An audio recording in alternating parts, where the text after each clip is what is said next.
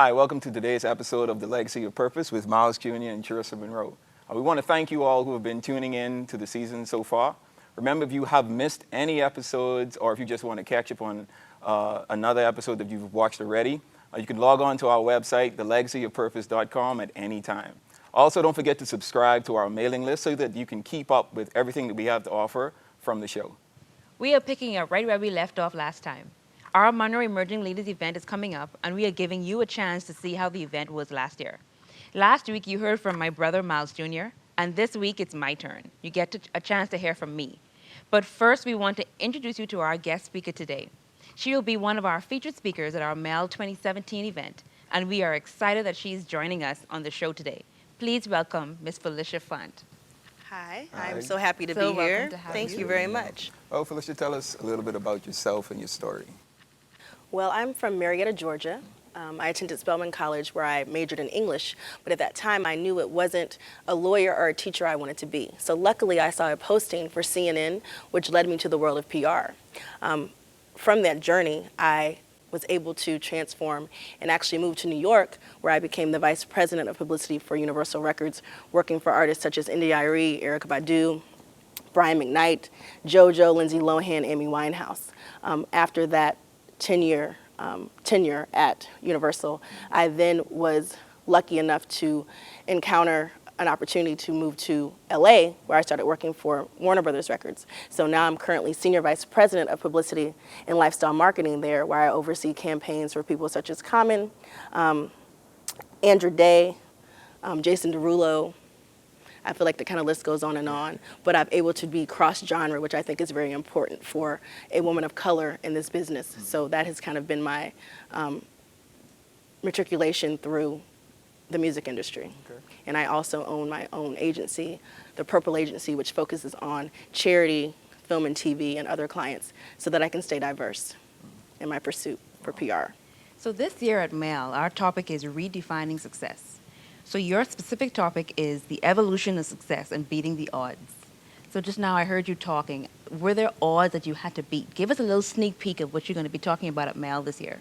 Beating the odds is exactly that. I think when you are someone who is Southern and you're like, I can see something else for myself, there's sometimes a pushback to say, you know what, I can leave Atlanta and do something else. So having the chance to actually go to New York and explore my career was definitely the first step of beating the odds and saying that I can leave this legacy of what Atlanta was for me, what Spelman College was for me, because my mother also attended Spelman. So after, again, I think to your point of finding your purpose, the thing that has been so fascinating is that I recognize the lack of urban professionals within the record business. And as you think about your purpose and you think about growth, it's really important for me to beat the odds by continuing to be a face for women of color and men of color, that we need to be a part of the music industry. We need to be there for our artists and have opinions about their campaigns and their growth and how they can be their best potential selves. So that has been something that I've been passionate about for the last 17 years as a publicist within this industry, is to remain a mainstay and be someone of color that people can look at as someone who's growing and actually succeeding in this industry. Oh, I can't wait for others to hear that. I know, right, man? MEL 2017 I'm is excited. going to be awesome, right? Thank you. Just like I did last episode, Charisa's going to get a little personal with you guys as she shares on her topic, leading beyond imposed expectations. Let's watch. So I found a very good quote that meant a lot to this particular presentation. So entrapped are we in our self-expectations and self-imposed limitations that we fail to see that we have always had the keys to our own prisons. We're just scared senseless to use them. Now, I put senseless. It had a different word. And I'm going to read that again. So entrapped are we in our self-expectations and self-imposed limitations that we fail to see what we have always had the keys to our own prisons. We're just scared senseless to use them. And, when I think about different areas of my life and as far as expectations are concerned, whether I liked it or not, I was already given a label, being Miles Munroe daughter, as a PK, a preacher's kid. And so the expectations were endless. They were over and abundant. Some were verbalized, some were not. Some were imposed by my parents, some were imposed by myself. Nonetheless, they were there. And so very quickly, I learned that, okay, so if I'm not careful, I'm going to be imprisoned by everyone else's expectations. And if I'm not careful, even my own expectations of myself. So when we look at the definition of expectation, there are a few definitions out there. Merriam-Webster defines it as a state of looking forward to or waiting for something. The Cambridge Dictionary defines it as the feeling of expecting something to happen. And other sources call it a strong belief that something will happen to be the case in the future, assumptions. As I was even reading and looking up and researching expectations, some call it prophecies that people have, whether they speak it over your life or they have an assumption of themselves, of you in their mind. And they expect you to live up to them, or they expect you to live by them. And some have the audacity to verbalize those expectations, verbalize those assumptions of you. And so, Chao and I, growing up as kids in preschool and elementary school, we were always expected to do good in school. We were expected to get good grades. And that started from within the home. It wasn't just from my friends, from our teachers, our parents. They put great and high expectations on us to do well in school, and there were incentives, which caused us to put in expectations of ourselves, impose those same expectations on ourselves. So he and I strive to be first, second, third, fourth, fifth in the class every year. If we got C's and D's or any B's, it upset us because that there were these expectations that we were trying to meet. But sometimes when expectations are imposed, that's a totally different ballgame. Because when we look at how they define impose, it means to affect someone by using your authority, to establish or create in a forceful way or manner, to force someone to accept your belief. So imagine you being under someone's thumb and they're pressing on you and they're telling you, this is what you're gonna be because this is what I see you as a PK, or this is what you're gonna do, or this is what you're supposed to say. This is how you're supposed to act. And they're imposing their thoughts of you on you because of what? Because of your name, because of your position, and mind you, your name ain't really so much, my name wasn't really so much my name until I grew up. But that was the name that I was given. I didn't ask for Munroe. I didn't ask to be Miles Munroe's daughter. That's just the way God, my source, made it. But again, carrying that name and being in the position that he was in, being his child, carried so much expectations and so much responsibility. They also define imposition as to force someone to have the same opinion, belief as you, to give someone something unpleasant to deal with, force something unwelcome or unfamiliar to be accepted or put in place, to take advantage of someone by demanding their attention or commitment. So imagine committing to everybody else's expectation. Everybody else's expectation of you. You should not wear this. I remember growing up in the church, and a lot of the older women, I could call names right now, I can see them in my face. The older women, I don't know, maybe 12, 13, 14, and I want to follow my mom, so I put a little lipstick on my mouth, a little eyeshadow, I'm fooling in her makeup. Why are you wearing makeup? Why are you wearing lipstick? And so I had to figure out how I was going to deal with that. Even at the age of 13, at the age of 15, at the age of 16, why are you wearing high heels? Okay, hold up. Why are you? So I had to figure out very early on how I was going to maintain my respect for these old folks, maintain my dignity, but still not be pressured and pulled in by their expectation of me because of who knows what. And sometimes people's expectations come from so many different places. It can come from their insecurity. It could come from their jealousy. It can come from them wishing they could do what I do now at this age, and they can't anymore. So I'm very careful. So earlier on, I learned how to manage and how to control others' expectations of me, and then also the expectations I place on myself.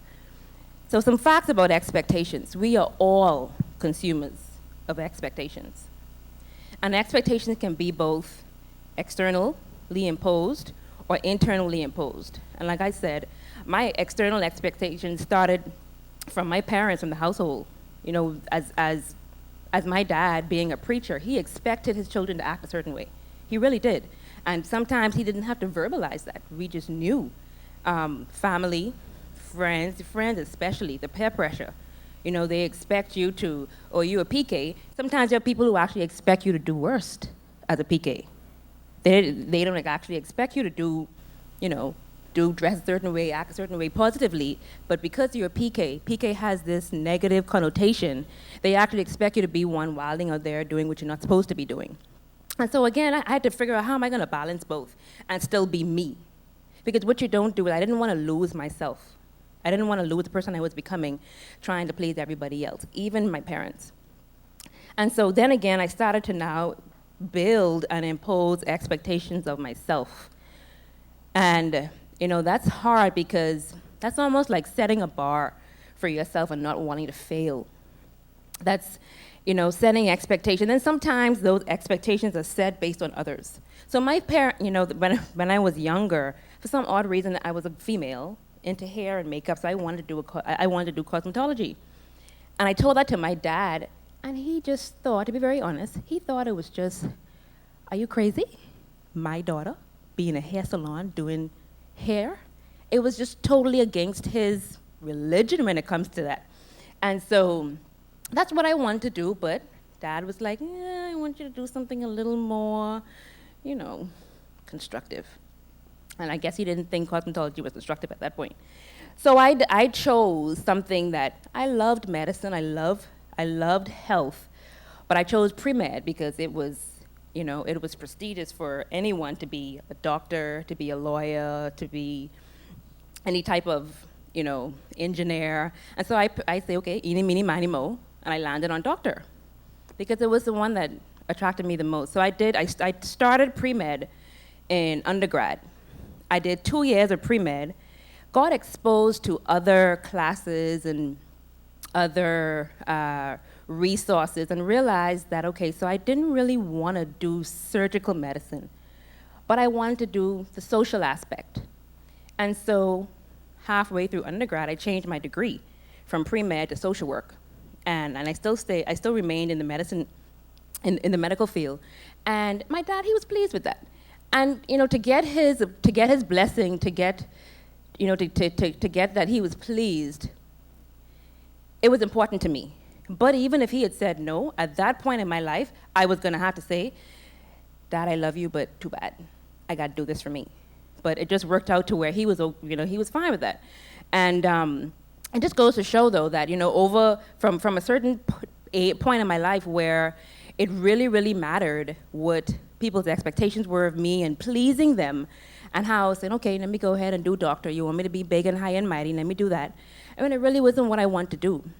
So eventually I said, you know, I don't want to do this. I don't want to be this type of doctor, this type of medical field worker. So what is it that really interests me? What was my passion? And social work was. So I made that change. Depending on the individual, the external and the internal imposed expectations are going to carry a different weight. By that I mean, you know, for some, the expectations of others are going to really determine who they are, what they do, and what they become, more than if it was a self-imposed expectation. For me, I had to learn to manage both because they're both there, and to this present day, they are still there. You guys have no idea how nervous I am talking because I know you all already have expectations of what it is you expect me to say, how you expect me to look, what you expect me to do. And now I got to figure out, okay, so am I going to meet all those expectations, or am I just going to be me and do me? And so that becomes most important and number one. And expectations can present both negative and positive effects. You know, I don't think we give expectations enough credit. But whether we like it or not, they really do mold and tend to shape how we act and some of the decisions that we make throughout the day and just throughout our lives. And so for me, it was just knowing that, being aware, and managing that. So earlier on, I learned that I can either allow expectations to make me or break me. I can allow expectations to build me up or tear me down. And I can allow expectations to irritate me so much that I do better or I give up.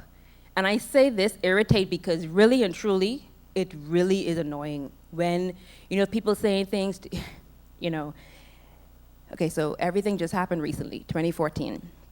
Parents died, and to be very honest with you, I did not know that I would have been able to handle that the way that I did. I actually expected me to just break and fall apart. But I exceeded my own expectations, number one. Number two, everybody else, to this very day, still expect my brother and I to be walking around like zombies. Kind of under a rock, looking disheveled. You lost your parents, you were very close. It's like, how are you so strong? And so, it's kind of irritating and annoying because they have the guts to say that. Some say it to me. We really didn't expect you guys to be doing what you're doing. And so even that is a motivator. It motivates me to exceed their expectations and then just kick it in the butt from the get-go. And why have such expectation? Why just, it's so hard to say don't expect anything, but sometimes not expecting to me is just so much better because then you're just surprised. And so when I say irritated and annoying, it's sometimes expectations can be very annoying, but you can use that to make you better or just give up. So I'm a gym rat. I know sometimes I don't look it because I may have fell off. Hey, but nonetheless, I promise you, I'm in the gym all the time. See, you already have expectations of what I should look like if I say I'm a gym rat.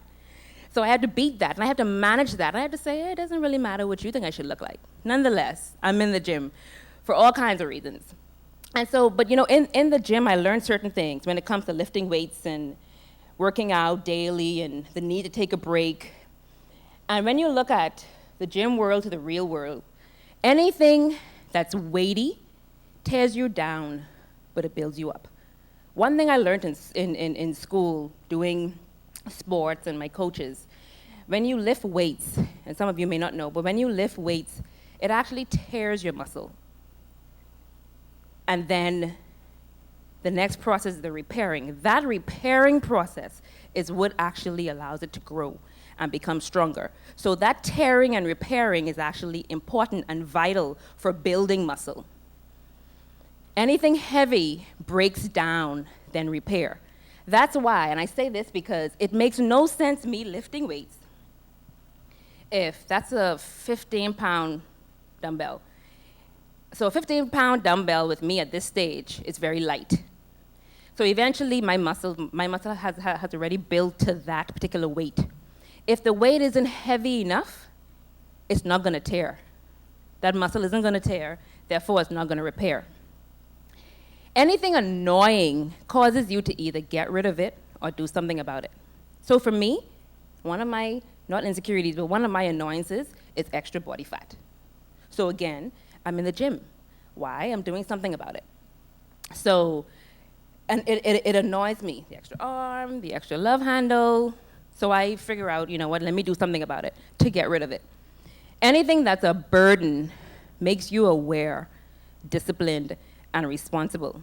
Going to the gym on a daily basis is burdening, but I find it exciting because there is an end that I can see, and I kind of know I know what's going to happen. And that extra weight that's maybe too heavy on any given day, or that burden, or the annoyance of that pain that I feel after lifting 200 pounds on legs the day before, that's a pleasure pain. Because yes, I'm hurt, I'm feeling it now, but in a couple of months, I'm gonna look sexy. So when we talk about, I want to talk about 3 effects of imposed expectations. Expectations can convey pressure. And I want to go back to this slide when we talk about pressure because, pressure is anything you could think about that's heavy, anything that's weighty, anything that's hot, too hot, extreme cold. And expectations can actually cause pressure. And when you think about pressure, you automatically think of something negative. But actually, just like burdens, just like weight, just like anything heavy, You apply pressure to anything, and you're going to get a result that you probably did not expect. So you apply pressure to a rock, and you're bound to get a diamond. You apply pressure and heat the right amount of times to metal, and you're bound to get a sword that can be used for battle. So, when I talked about their negative and positive effects of expectations, this is one of the things I'm talking about. So as much as I am to manage the expectations of others especially, I use those as stepping stools for me to get from one level to the next, because I have to beat expectations, especially if they're expectations that are used to pull me down. Now, if they're expectations that are in right aligned with where I'm going, then that's good. We can walk together. But for those that are not, I'm not going to fight against them, but I know they're there. So when you think about, expectations having pressure, that pressure doesn't have to always be bad. I actually, as I've gotten a lot older, I've used the pressure of expectations to make me stronger, take me from one level to the next, and to show myself first and everyone else that your expectations don't mean more than my purpose and my vision for my life. Another quote by Johann Wolfgang: "If I accept you as you are, it will make you worse. However, if I treat you as though you are what you are capable of becoming, I help you become that." And so again, if I accept you as you are, it'll make you worse. However, if I treat you as though you are what you are capable of being, I help you become that. Selah. I mean, that says enough in itself. People, again, they have these expectations of you, and some of them are good. My parents knew that I was so much more capable of doing and being what I was right now at that particular point. So they knew that in order for me to have 2 masters today, they had to start from when I was 2, 3, 4, 5, 6, 7 years old, pushing me and expecting me to get certain grades in school from that. Because had I continued to fail, or had I started failing from the get-go, I would have never made it to a master's in social work and a master's in business. And so, this if I was to make this quote so much differently, it's like a potential purpose quote that my dad would have made. If I treat you as though you are capable of becoming, I help you become that. And so I use people's expectations as the positive ones, especially, as them really expecting me to do well and to do great, and for me to meet that and beat that. Another effect of imposed expectations are they can cause you to miss focus.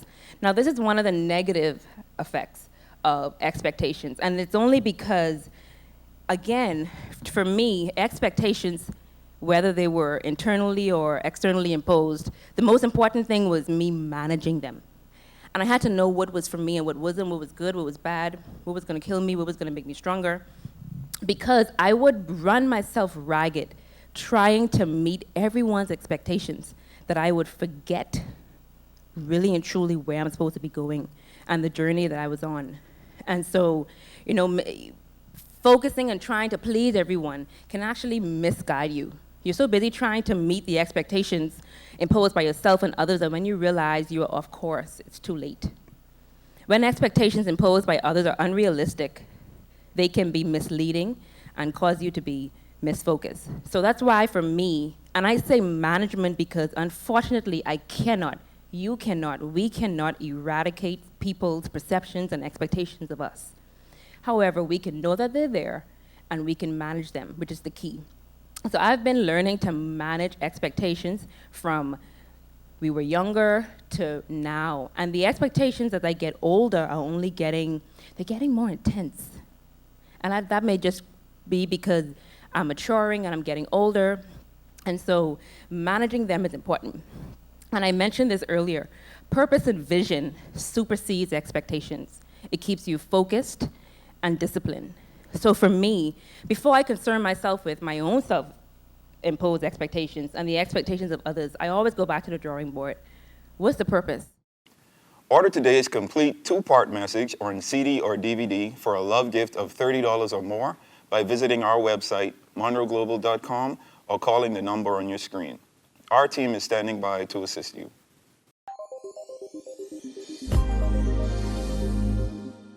So as you heard, there are both positive and negative expectations that can be placed on individual. You know, I really like that quote. If I accept you as you are, it will make you worse. But if I treat you as you are capable of becoming, I help you to become that.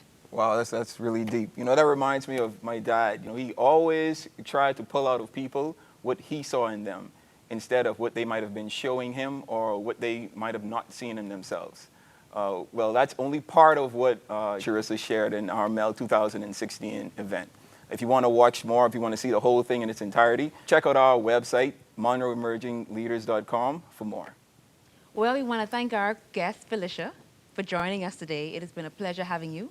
We'll be seeing you soon in Nassau, Bahamas at Mel 2017, July 20th to 21st. And Very I'm looking excited. forward Thank to you. hearing from you personally. You can find out more about Mel 2017 on our event website at monroeemergingleaders.com. Thanks for watching this week's episode of The Legacy of Purpose. We will see you next time. Learn, network, relax. Monroe Emerging Leaders 2017 will take place on July 20th and 21st on the beautiful island of Nassau, Bahamas. Mel 2017's theme is Redefining Success, New World, New Leadership. We've lined up some of the most inspiring speakers this year who are willing to motivate and help you develop your own story. Find out more about our Mel 2017 event on our website, or you can call our offices.